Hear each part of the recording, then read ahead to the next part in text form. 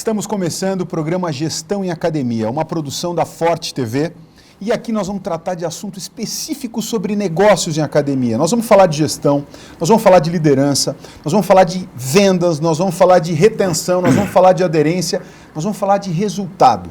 O nosso assunto é gerar ideias e gerar compromisso dentro do teu modelo de gestão para a sua academia. Para você que é dono de academia, para você que é coordenador de academia, para você que é gerente de academia, para você que está pensando em montar o seu negócio. E quando eu falo academia, entenda academia, não só aquele modelo de academia tradicional. Entenda o seu estúdio de personal, o seu estúdio de pilates, o seu estúdio de treinamento funcional e pensem também nas academias, nos clubes, nas escolas, nas praias. Pensem em vocês também que são professores que dão aula, por exemplo, nas assessorias de corrida, né, e que precisam entender o seu negócio como a sua academia. Então entenda a academia como uma forma muito mais ampla, não simplesmente como um modelo de academia tradicional. É lógico que aqui a gente vai tratar de assuntos pertinentes a todas essas questões relacionadas a, reforçando mais uma vez, gerar resultado para o seu negócio. E hoje, como primeiro programa, a gente tem aqui para bater um papo com a gente, uma pessoa absolutamente importante desse meio. Posso dizer que essa pessoa, ela é a pessoa que começou esse mercado, que iniciou o processo, que foi assim absolutamente responsável e ainda é por trazer novidades para o nosso mercado. Professor Mauro Ghisellini, professor mestre em Educação Física, tem uma formação absolutamente ampla, conhecedor do que é realmente a educação física, num sentido muito mais amplo, sobre o exercício físico aplicado às pessoas que querem desenvolver uma condição de vida melhor. Professor Mauro Ghisellini, ele é professor de várias universidades em nível de pós-graduação, é um professor, hoje, colaborador do programa Bem-Estar da Rede Globo, e é um grande amigo, né? E nós, os professores que estamos aí trabalhando há muito tempo com a educação física, a gente entende que ele é o mentor dos mentores, né? Então, vários professores que hoje são formadores de profissionais, quem formou esses profissionais foi o professor Mauro Ghisellini. Ele tem uma grande admiração de todos nós e ele está aqui hoje para tratar de um assunto tão importante que é o assunto da avaliação física, que hoje nas academias existe uma confusão, existe um entendimento que pode ser clareado, e a gente quer levar isso para vocês de uma forma muito mais ampla e mais clara e também objetiva no final. Bom, professor Fábio, obrigado pelo convite, pelas palavras. Olha, é uma responsabilidade grande, assim, sabe, ser mentor, né? Mas eu fico muito feliz, eu quero que o nosso telespectador, o nosso internauta, né, ele saiba e sinta da minha satisfação de estar aqui com o professor Fábio, que hoje seguramente é responsável pela transformação nesse mercado de trabalho que é a academia, que começou lá há muitos anos atrás. Então, houve uma evolução muito grande em termos de estrutura, de equipamentos, de profissionais, mas nada disso vai funcionar se não tiver um processo de gestão, de orientação. Não adianta o dono da academia, né, professor, comprar e gastar milhões aí nas máquinas, nos aparelhos, né, faz um grande hard, né, não tem um bom software, e o peopleware, então, é uma coisa muito fraquinha. Então, é muito bom estar aqui ao lado do professor Fábio na abertura desse programa. E com esse tema que é fantástico, né? Que é a questão da avaliação física e médica. Exatamente. Isso é muito importante porque o que vem acontecendo hoje, né? Eu acho que o nosso mercado ele tem evoluído muito, né? Nós somos hoje o segundo maior mercado em número de academias no mundo inteiro. E eu costumo dizer que o Brasil cresceu tanto, nós estamos próximos a 28 mil academias no Brasil, né? E nós crescemos tanto na quantidade e eu me questiono sempre como profissional, o tempo inteiro. Será que nós crescemos numa quantidade tão grande quanto evoluímos na qualidade do nosso serviço prestado? Né? Então, existem vários pilares que podem sustentar isso, né, Mauro? Sem dúvida. E um deles é essa questão do cuidado. Como é que a academia tem essa responsabilidade? Como é que a academia deve se portar em relação a essa questão da avaliação física? Isso extrapolou um pouco a questão da academia, porque hoje existem leis estaduais, existem leis municipais, né, que tentam tratar isso e tentam conduzir isso de várias maneiras. Mauro, qual que é a tua ideia em relação a isso? Assim, para a gente começar a nossa conversa específica sobre o assunto, como é que você enxerga essa evolução do mercado, essa qualidade do serviço prestado, quando a gente começa nas academias a exigir o atestado médico do aluno? Veja, eu sou um pouco suspeito a falar para esse assunto porque eu vivi na prática duas situações, né? A primeira, em 1983, quando eu comecei a trabalhar em academia, né, já tinha um histórico desde os anos 70 com exercício, né, lá no círculo militar, né, nos anos 70, quando não se falava em academia nesses moldes de hoje. E na época eu fui trabalhar numa academia em São Paulo, na Rede Runner, e eu montei o departamento de avaliação física em 1984. 1984. Foi o primeiro departamento de avaliação. E eu era professor da USP e fui conversar com os professores da universidade, os meus colegas, qual seria o modelo ideal de departamento de avaliação. Eles colocaram tantos problemas que eu falei, isso é impossível, isso é um laboratório. Eu quero entender um pouquinho como é que o aluno entra na academia, isso em 84. E aí eu tinha um aluno, o Dr. Khaled, que era médico e professor de educação física, meu aluno, mas por ser médico, então nós montamos um departamento de avaliação física e médica em 1984. Então foi o primeiro momento, assim, fora da universidade, fora de laboratórios, então departamento de avaliação física e médica. Então nós criamos esse serviço lá atrás, né, para entender um pouquinho. E esse serviço continuou durante muitos anos, e aí surgiram outros modelos de serviço. Então, uma preocupação, sabe, com relação vamos pensar, com relação à saúde da população, ao exercício. O exercício não mata ninguém, se o cara for saudável. Eu nunca ouvi dizer, o cara é tão saudável que eu quero matá-lo, vou botar ele para fazer exercício. O corpo, ele desmaia, ele passa mal, ele tem convulsão. É impossível, não tem na literatura casos de indivíduos saudáveis que morreram por prática de exercício. Perfeito. Senão alguns facínoras da história da humanidade não teriam gastado dinheiro com bala, com gás. Mandava o povo, eu quero matar 1000 pessoas, põe para fazer exercício. Faz uma aula de ginástica aeróbica. Faz uma aula de ginástica aeróbica. Você morre de fazer exercício. Então começa por aí, né? É uma questão interessante. Primeiro que exercício não mata ninguém que é saudável. Então vamos tirar isso da nossa frente. Não existe, eu não conheço, olha que eu estudo um pouquinho. Caso na literatura que era extremamente saudável, morreu. Causa morte esse exercício. Então aí existe uma preocupação óbvia, né, com o aumento do número das pessoas em se exercitar, uma preocupação muito lógica da área médica no sentido preventivo, né? Então, da mesma forma que as pessoas têm que ser orientadas a tomar as vacinas que previne de determinadas moléstias, que recomenda-se, é uma recomendação dentro do estilo de vida saudável, que um dos pilares do estilo de vida saudável é exames médicos periódicos. Exatamente. Isso está em qualquer programa que se fala em saúde e bem-estar. Que o indivíduo tem que se alimentar bem, controlar o peso, diminuir o estresse, fazer exercício e realizar exames médicos periódicos. Isso é uma declaração mundial. Então, eu não entendo que a academia, que para mim é o ponto do iceberg, né? Ela tem que se proteger. Nenhum país do mundo que eu conheço, fora o Brasil, tem médico de plantão em academia.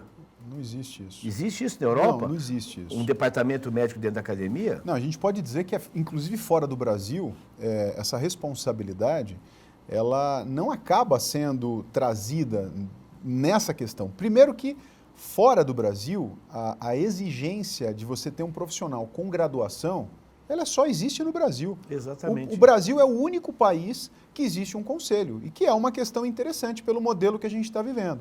Então, paralelo a esse processo, se você vai ver nas outras academias, não existe.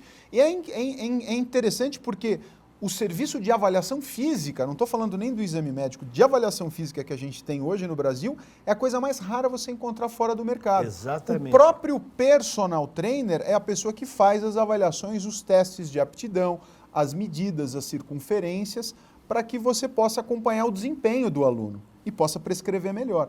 Então isso não existe, lá fora é uma coisa muito rara de acontecer. Eu acho que o Brasil, e a gente está cansado de saber e ver, né? Nós somos o país das contradições, né? Nós somos de terceiro mundo e a loja da Louis Vuitton vende mais do que os países do primeiro mundo aqui em São Paulo. Então nós temos aí algumas contradições características do nosso país.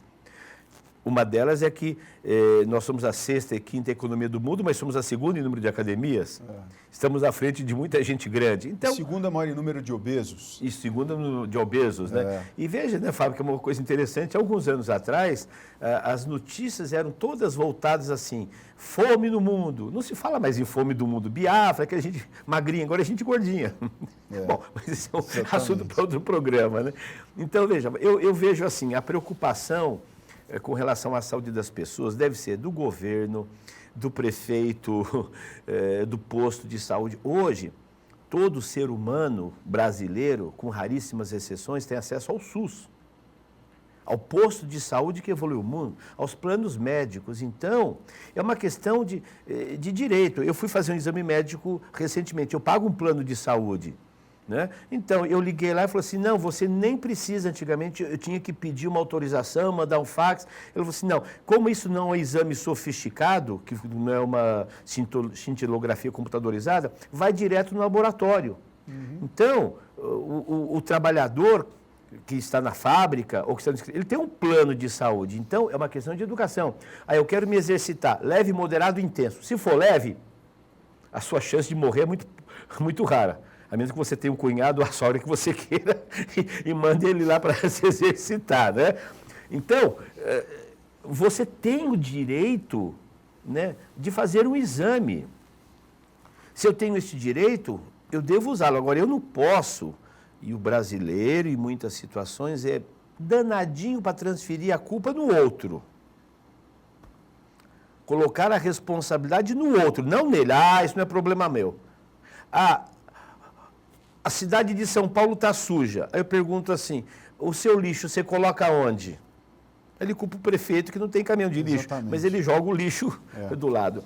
Então, levando isso para o nosso caso particular, eu acho que, eu acredito que as pessoas deveriam, sim, se tem pretensões de se exercitar de forma mais intensa, com pretensões atléticas que extrapolam os padrões de saúde, deve fazer um exame sofisticado, sim, mais detalhado, né, para ver possíveis intercorrências. Agora, particularmente para mim, dar esta carga de responsabilidade à academia, eu acho que é um pouquinho grande, sabe? Então, porque fica uma situação muito difícil para o dono da academia. E pior, sabe, Fábio, quando algumas pessoas acabam colocando a culpa no professor. Sim. Sabe? Eu diria assim, eu vou culpar o professor se ele observar que o aluno tem uma limitação de flexão de coluna lombar e ele está vendo, ele coloca uma carga nas costas daquele aluno, ele machuca a coluna. Eu vou culpar esse professor, porque ele viu que o aluno estava fazendo errado e ele colocou uma carga, ele é culpado, sabe? Ou eu vou culpá-lo também se ele perguntar para uma aula de bike, quantos daqui são treinados, se exercitam? 90% diz que não, e ele dá uma aula de treinamento intervalado intensivo, sabe, com uma frequência cardíaca alucinante, com uma música mais alucinante ainda. Aí eu vou culpá-lo porque ele foi inconsequente e não ajustar, sabe? Então, eu vejo, sabe, assim, culpar alguém... eu acho que esse é um ponto, né? Esse é um ponto aqui que a gente está muito acostumado mesmo. Acho que você colocou muito bem, eu uso um termo que é a terceirização do problema, né? O brasileiro ele está acostumado a terceirizar o problema. Ele é o perfeito e o outro é o culpado. E a gente deixa de assumir algumas responsabilidades. Eu acho que isso que você comentou é fundamental, Mauro, porque toca exatamente no ponto. O quanto a responsabilidade é da academia, né? O quanto a responsabilidade é do professor. Eu acho que existem pontos que a gente precisa entender de forma um pouco mais ampla. E eu acho que a gente pode traçar até uma analogia, por exemplo, ao que aconteceu no nosso país desde 94 em relação ao tabagismo. Né? Em 94, o ministro da Saúde que assumiu na época, ele começou uma campanha, em 94, uma campanha de combate ao cigarro. Como é que ele começou? Diminuindo a participação de comerciais, né, de comerciais publicitários na televisão em horários, restringindo horários, até que isso saiu. Né? Hoje, a gente não pode fumar, ou as pessoas que fumavam não podem fumar em ambientes fechados. Né? Então, acho que a gente começa a ter um processo de educação. Outro exemplo que aconteceu no Brasil, que eu acho que é muito interessante, é o uso do cinto de segurança. É verdade. Hoje é uma coisa totalmente automática e que a gente precisa usar o cinto de segurança. Então, eu vejo que várias campanhas que vieram em nível nacional, com forças de ministérios, com a mídia, a grande mídia trabalhando, a gente conseguiu mudar o comportamento das pessoas. Então, o que eu quero dizer de cara é que eu não acho que é difícil mudar, é difícil mudar o comportamento das pessoas, mas quando a gente tem uma estratégia bacana, uma estratégia sincera, transparente e um objetivo que mexe com as pessoas, que é melhorar a vida humana, a qualidade de vida das pessoas, como é reduzir o tabagismo. Tem um outro exemplo ainda para a gente, que é a campanha da luta contra a AIDS. O Brasil é referência mundial. Hoje é referência mundial na campanha contra a AIDS e também contra o tabagismo. Então, quando a gente vai olhando tudo isso, a gente fala, pô, por que a gente não faz isso, por exemplo, com a prática de atividade física, para transformar numa prática maçante não, para muitas pessoas, massivo. Né? Massivo. Veja, você abordou, Fábio, uma coisa fantástica, né? Isso é maravilhoso, são essas campanhas de mudança de comportamento. Isso. Sabe, eu me lembro dos anos 70, eu quando fiz faculdade de Educação Física na Universidade de São Paulo, que não era na USP, era no Ginásio do Ibirapuera, eu pegava o ônibus e com a minha sacolinha, com abrigo, com agasalho dentro da sacola. Porque imagine se nos anos 70, no começo, eu entrasse com abrigo de lycra, né? Com a perna fina e tênis. Eu ia ser vaiado no ônibus. Ia ser vaiado, né? Deve ser algum ET estranho. Então, muitas coisas se modificaram nesse espaço de tempo. Nunca se falou tanto em atividade física. Veja, você entra numa revista, numa banca de revista, você vê pelo menos 30 títulos cuja matéria de capa é falando de exercício. Se a matéria é boa ou séria, eu não vou aqui discutir, sabe? Perca 5 quilos em 3 dias, as dietas, bem, enfim. Mas a verdade é que existe. Quantos programas de televisão, né? Quantas matérias de capa das principais revistas do país são relacionadas a exercício? Então, eu acredito que o momento é muito propício, né, que o governo federal, municipal, estadual, os conselhos de medicina e de educação física se mobilizem, não para obrigar e colocar para mim, volta a repetir, estão usando a academia como ponta do iceberg. Exatamente. Sabe? Mas quantas pessoas que se exercitam em academia? É 5%? Agora, quantas pessoas se exercitam individualmente nos parques, praças? Então vamos colocar uma catraca no Parque do Ibirapuera? Você para correr no parque. Né? Nos anos 80, na Secretaria de Esportes, onde eu fui consultor do saudoso Caio Pompeu de Toledo, né? Nós fizemos como começou a ter muita gente correndo no parque, né? E esses probleminhas, nós criamos um programa que chamava Expresso das 6h30. Nós colocamos professores de educação física na pista de corrida do Parque do Ibirapuera, das 6h30 às 8h30, para orientar a população. Muito legal. Sabe? Para orientar a população, medir a frequência cardíaca. Então, foi uma campanha educativa. Então, eu acredito que o Brasil já se mostrou eficiente em campanhas. É, isso mesmo. Sabe, você levantou muito bem o ponto. Então, eu acho que... olha a ponta do iceberg. Então, e aí fica... Eu acho que assim, esse é um ponto que eu acho que a gente precisa dar uma atenção especial quando a gente fala de atestado médico, que a gente precisa orientar. Eu acho que hoje, como, por exemplo, São Paulo, vamos pensar rapidamente aqui em São Paulo, né? Nós estamos falando com gente de vários lugares, mas São Paulo. São Paulo tem uma lei estadual desde os anos de 2000. Uma lei estadual que fala que todas as pessoas para fazerem atividade em academia têm que ter um atestado médico. Essa lei não determina de quanto em quanto tempo o atestado tem que se renovar. Tem várias informações mas é interessante porque, embora ela cobre o atestado médico, ela não te impede. Ela não te impede, exatamente. Aí quando vem uma outra lei, agora há pouco tempo, que é de conhecimento, porque saiu muito na mídia, exigindo que as pessoas renovem o atestado médico de 6 em 6 meses. E aí eu digo para você, o que você acha? Porque Será que a gente não está, né? Isso aconteceu muito, a gente falou muito disso no Facebook, deu uma baita de uma conversa grande com as pessoas, mas, primeiro, será que todos os atestados que hoje as recepções das academias têm lá nas suas pastas são atestados verdadeiros ou tem um pouco de atestado falso? É lógico que a gente sabe que isso existe. E talvez exigir esse atestado de 6 em 6 meses, Mauro, a gente está aumentando a produção de atestado falso. Estamos fomentando a indústria, né? E outra coisa, aí vem uma outra história, fazendo uma analogia. Quando o aluno, eu vi muito professor fazer assim, ó, quando o aluno chega atrasado na sala, ele paga 10 flexões. Ou seja, você está criando uma situação de afastar o aluno da flexão, porque ele vai entender a flexão de braço, eu estou falando, como uma punição, como uma coisa negativa, que eu acho que o exercício é uma coisa positiva, então é difícil fazer essa punição. Então, quando você cobra do aluno uma avaliação física de maneira absolutamente rígida na recepção da academia, senão ele não entra, você está falando que o atestado médico é uma coisa ruim. Ele está criando uma relação absolutamente negativa com aquilo.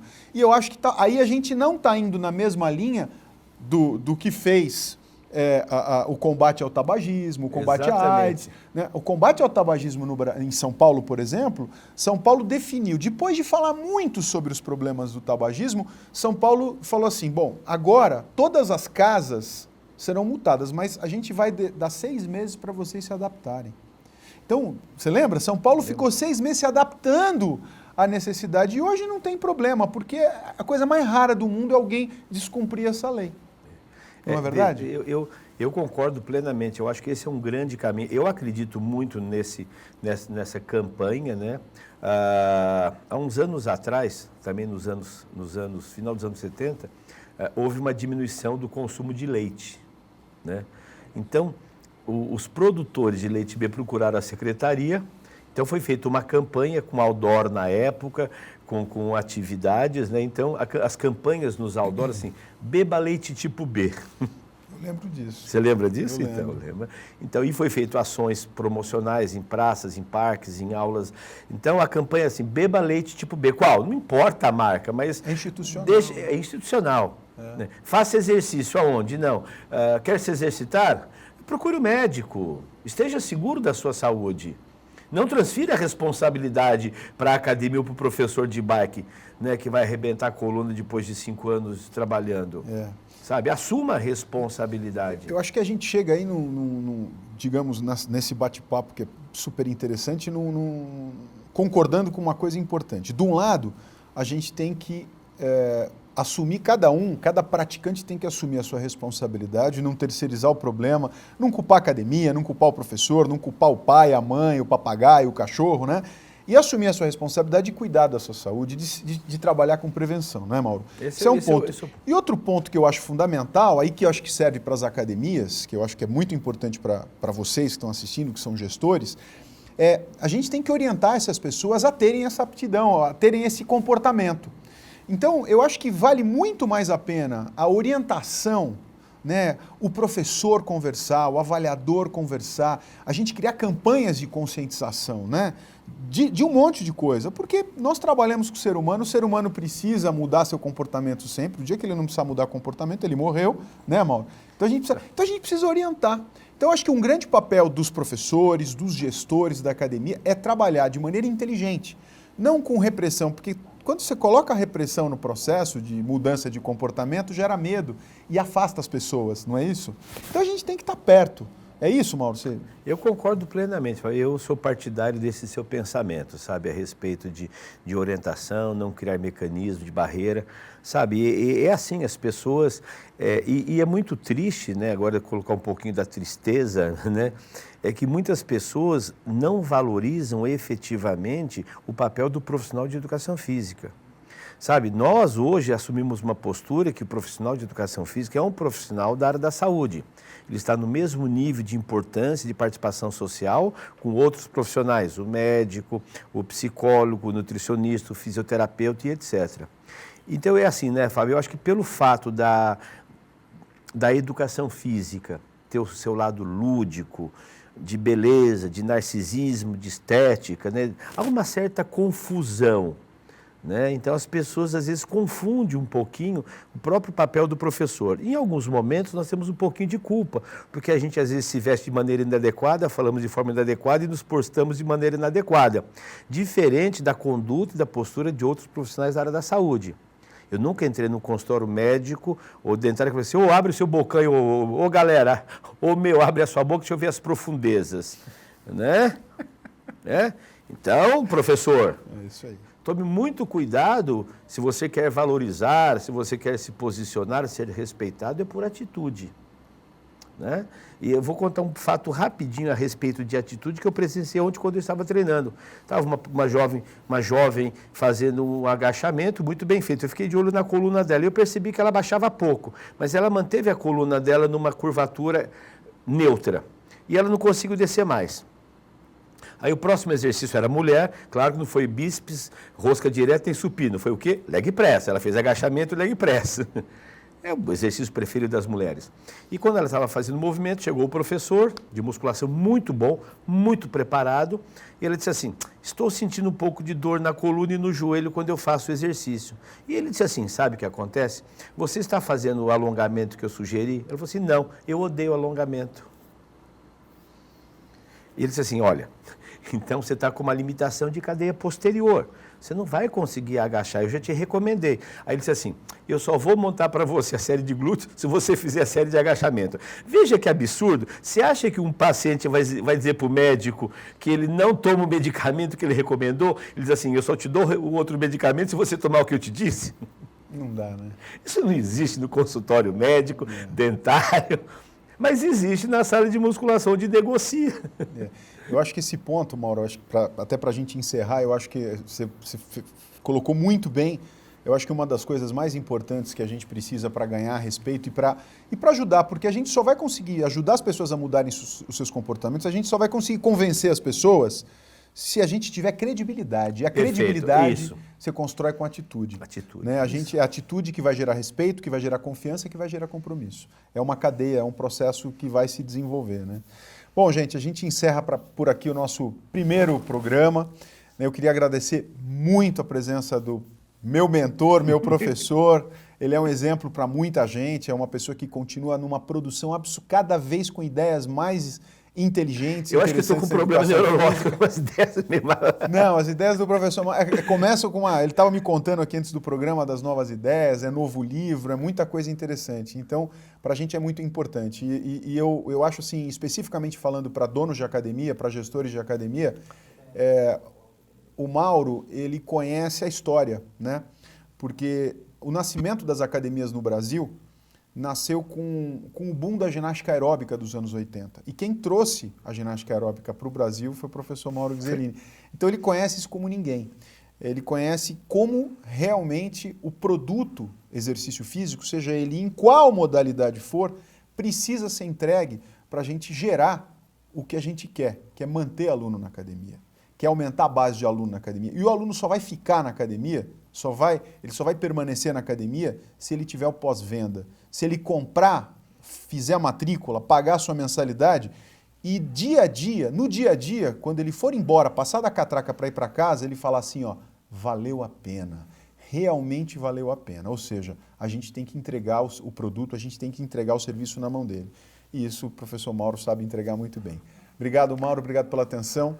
Obrigado, Fábio, obrigado pelo convite e estamos à disposição para novas divagações pedagógicas. Legal. Até mais, gente. Obrigado pela atenção. Até o próximo.